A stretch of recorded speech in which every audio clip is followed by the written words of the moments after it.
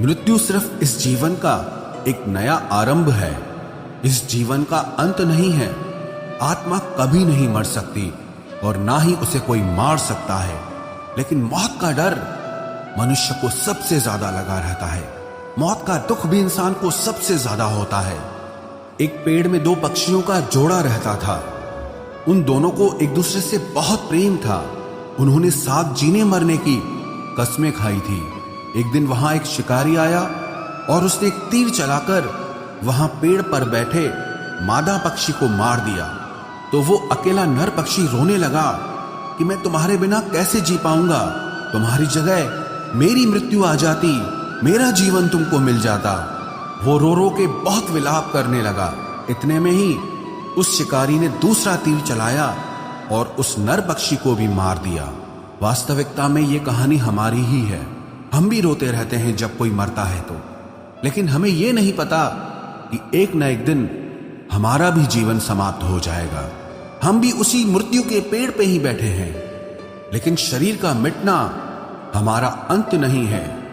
श्री कृष्ण ने अर्जुन से कहा कि हे अर्जुन, तेरे और मेरे अनंत जन्म हुए हैं। तुझे कुछ भी याद नहीं है, लेकिन मुझे सब याद है।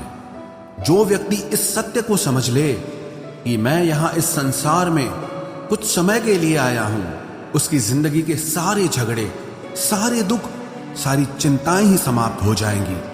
जब इस संसार से जाना ही है तो दुख किस बात का। पहले के जमाने में साधु महात्मा लोग पैदल यात्रा करते थे। यात्रा करते करते वो एक नगर में पहुंचे। वो महात्मा बहुत थक चुके थे। उस नगर में उन्होंने एक महल देखा और उन्होंने उस महल में जाकर विश्राम करने का सोचा और वो महल में जाकर सो गए। जब उस महल में वहां का राजा पहुंचा तो अपने पलंग पर उस महात्मा को सोता देखकर बहुत हैरान हो गया। राजा उस महात्मा से पूछने लगा कि तुम मेरे महल में कैसे घुस आए और मेरे बिस्तर पर सो रहे हो। महात्मा कहने लगा, ये तुम्हारा महल है? मुझे तो लगा ये धर्मशाला है।